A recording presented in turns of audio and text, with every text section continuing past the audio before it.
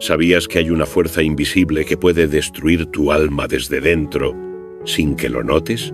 Una enfermedad del espíritu, más letal que cualquier pecado visible. San Juan Crisóstomo la llama la polilla del alma. Y hoy vas a descubrir por qué es tan peligrosa. Quédate, porque lo que escucharás a continuación podría cambiar tu forma de ver la fe para siempre.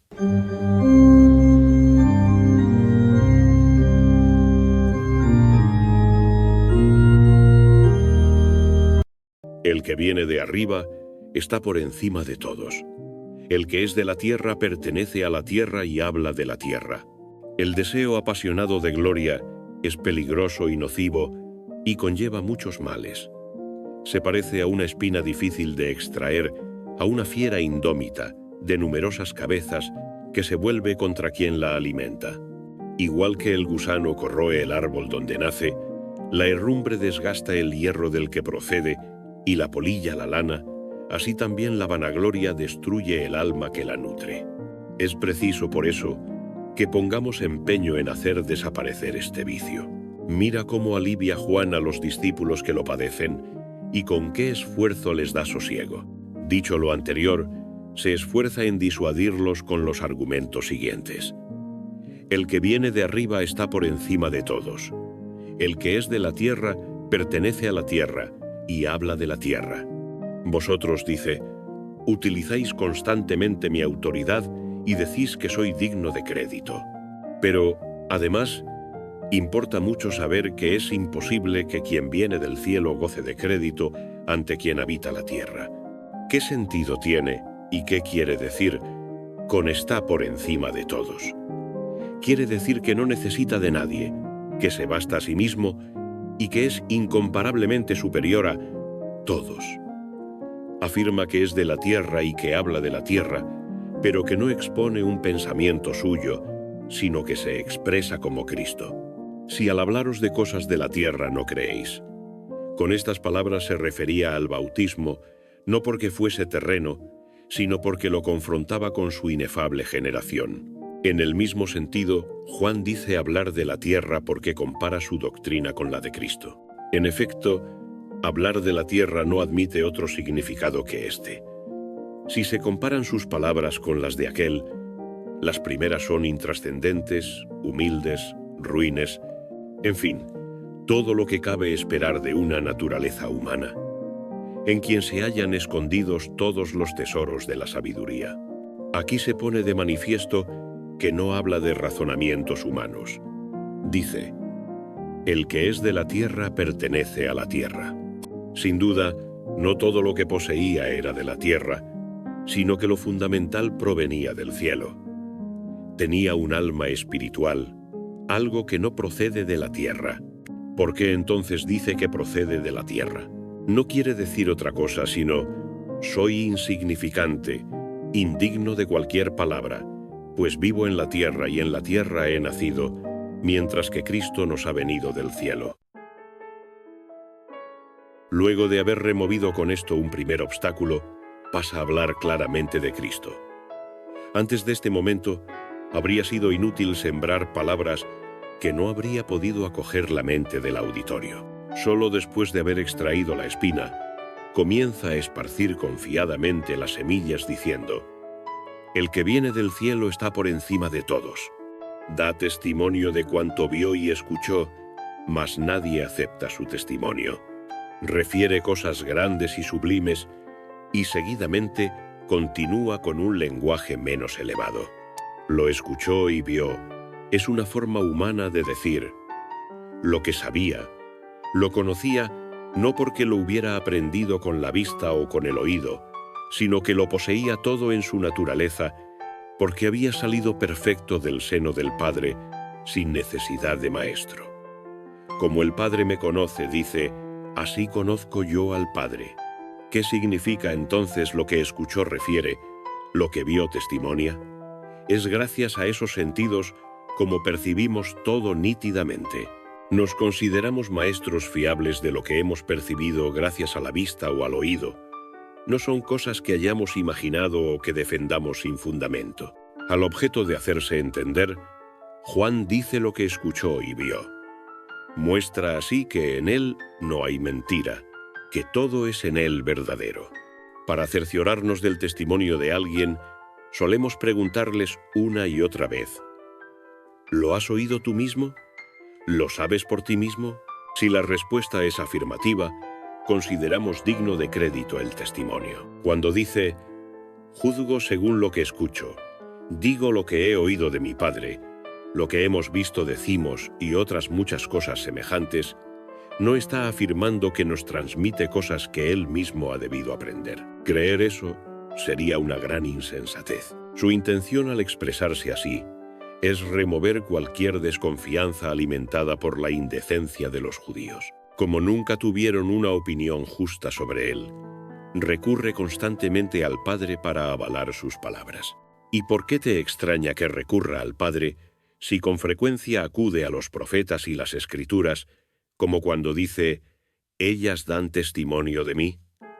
¿Diremos acaso que es inferior a los profetas porque los toma como testimonio?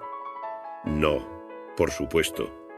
Acomoda sus palabras a la debilidad del auditorio y afirma que cuanto dice lo ha oído del Padre, no porque necesite de maestro, sino para que no crean que dice algo falso.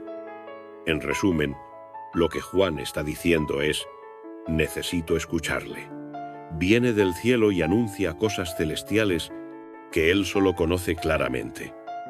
Esto es lo que significa ha visto y ha oído, pero nadie acepta su testimonio. Tenía discípulos y muchos se fiaban de sus palabras. ¿Por qué dice entonces nadie acepta su testimonio? En realidad quiere decir pocos, porque si hubiera querido decir nadie, ¿cómo habría añadido? El que acepta su testimonio atestigua que Dios es veraz. De esta forma reprueba a sus discípulos porque todavía no estaban en disposición de creer en él. Que todavía no daban crédito a sus palabras se desprende de cuanto dice después. Por eso, cuando estaba en la cárcel, se los remitió, para unirlos más a él. Entonces algunos creían con reticencias, tal y como daba a entender Cristo con las palabras: bienaventurado quien no se escandalizare de mí. Por ningún otro motivo, Juan decía, nadie acepta su testimonio, sino para instruir a sus discípulos, como si dijera: no creáis que lo que dice es falso porque sean pocos los que están en condiciones de creerle. Pues añade, lo que vio testimonia. Y lo dice también para censurar la acidia de los judíos. Lo mismo les reprocha al comienzo de su evangelio diciendo: viene a su casa y los suyos no le reciben. No es a él a quien se le hace el reproche, es una acusación contra los que no lo recibieron. El que acepta su testimonio atestigua que Dios es veraz. Los amonesta al declarar que quien no cree en él, no solo no cree en él, sino tampoco en el Padre. Por eso añade, este, a quien Dios ha enviado, anuncia las palabras de Dios. Puesto que anuncia sus palabras, el creyente cree en él, y el incrédulo no cree. Atestigua significa aquí, demuestra. Después de dicho esto, y de haberlos amonestado, añade que Dios es veraz. Así declara que nadie puede desconfiar de él sin haber desestimado previamente que sea un enviado de Dios. Quien no lo escucha, no escucha al que lo envía, ya que no refiere nada que no sea del Padre. Todo lo que da a conocer es de él. ¿Ves cómo les infunde temor al hablar así? Hasta ese momento no consideraban importante desoír a Cristo. Por eso amenaza a los incrédulos con la inminencia de un peligro, para que aprendan que quienes no escuchan a Cristo no escuchan a Dios mismo. Seguidamente, y adecuándose a su estrechez de miras, continúa con estas palabras: Dios no da su espíritu con medida. De nuevo, igual que antes, rebaja el tono de su discurso, lo adorna y lo adapta a la capacidad de su auditorio. Solo así puede inspirarles temor y aumentárselo. Si se hubiera referido a él de forma solemne y elevada, no le habrían creído. Es más, le habrían despreciado. Por tal motivo recurre al Padre cuando habla de Cristo como de un hombre. ¿Qué significa Dios no da su espíritu con medida? Quiere enseñar que todos nosotros recibimos la fuerza del espíritu con medida, llama espíritu a la fuerza que se distribuye, mientras que Él posee la fuerza sin medida y en su totalidad. Mas si la fuerza del espíritu es inmensa, mucho más lo es su sustancia. ¿Te das cuenta de que el espíritu es infinito? El que recibe toda la fuerza del espíritu, el que conoce a Dios, el que dice lo que escuchamos, decimos, lo que vimos, testificamos, ¿cómo obraría con justicia si desconfiara? Pues, efectivamente, no dice nada que no sea de Dios es del Espíritu. De momento, no se refiere al Verbo de Dios, sino que se esfuerza en hacer comprensible la doctrina sobre el Padre y el Espíritu. Que existe Dios lo sabían, que existe el Espíritu lo conocían, aunque no tenían una opinión adecuada sobre Él, pero desconocían la existencia del Hijo. Por ese motivo Juan acude siempre al Padre y al Espíritu para hacer creíbles sus palabras. Si alguien no tomara en cuenta la presencia de este motivo y valorara este discurso por sí mismo, estaría muy lejos de la dignidad de Cristo. No es fidedigno porque posea la fuerza del Espíritu. Él no necesita de su ayuda, pues se basta a sí mismo. Sus palabras, de momento, se adecúan a la idea que tenían los menos capaces, con el objeto de, poco a poco, irlos sustrayendo a su incapacidad. Digo esto para que no consideremos superficialmente el contenido de las Escrituras, sino que examinemos con cuidado la intención del que habla, la debilidad del auditorio y otras muchas circunstancias. No siempre los maestros se expresan como desean, sino que exponen muchas cosas tal y como reclama la limitada capacidad de su auditorio. Por este motivo, Pablo dice: «No pude hablaros como a espirituales, sino como a carnales. Os di a beber leche, no un alimento sólido. Deseaba hablaros, dice, como a hombres espirituales, mas no pude». ¿Por qué? No porque él no fuese capaz, sino porque ellos no estaban en condiciones de escuchar de ese modo. De manera semejante, Juan deseaba enseñar grandes cosas a sus discípulos, pero ellos todavía no estaban en condiciones de comprenderlas. Por este motivo, emplea su tiempo con los más limitados. Debemos examinarlo todo detenidamente. Las palabras de las Escrituras son armas espirituales. Si no sabemos utilizar las armas ni armar convenientemente a los discípulos, aunque ellas conserven su poder, en nada podrán ayudar a los que lo necesitan. Supongamos que disponemos de una coraza fuerte, de un yelmo, de un escudo y de una lanza. Supongamos igualmente que alguno toma esas armas y se ciñe la coraza en los pies y el yelmo se lo coloca, no sobre la cabeza, sino delante de los ojos, y no cubre su pecho con el escudo, sino que decide atárselo a los pies. ¿Podrá sacar algún provecho de esas armas? ¿O no sucederá lo contrario, que le serán perjudiciales? Ocurrirá lo segundo, pero no por ineficacia de las armas, sino por la inexperiencia del que no sabe emplearlas convenientemente. Lo mismo sucede con las Escrituras. Si confundimos su orden, aunque conserven su fuerza, no nos prestarán ayuda. Siempre os repito lo mismo en público y en privado, pero no obtengo ningún fruto.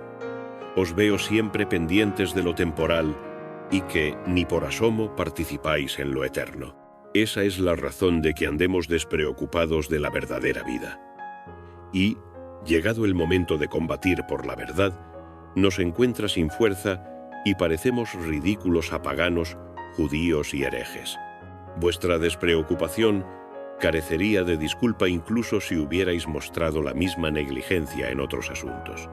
Ahora bien, en las cosas temporales todos sois agudos, como el filo de una espada, ya sea que os ocupéis de un oficio, ya que gestionéis asuntos de la administración pública. En cambio, Somos más descuidados que nadie en lo tocante a los únicos asuntos necesarios, los espirituales. Nos servimos de lo accesorio como si fuera necesario, y ni siquiera consideramos secundarias las cosas que habíamos de tener por imprescindibles. ¿No sabéis que la Escritura fue escrita no solo para los primeros, sino para todos nosotros? ¿No oyes a Pablo cuando dice: estas cosas fueron escritas para amonestarnos a nosotros, a quienes ha llegado el fin de los tiempos, para que por la paciencia y el consuelo de las Escrituras tengamos esperanza?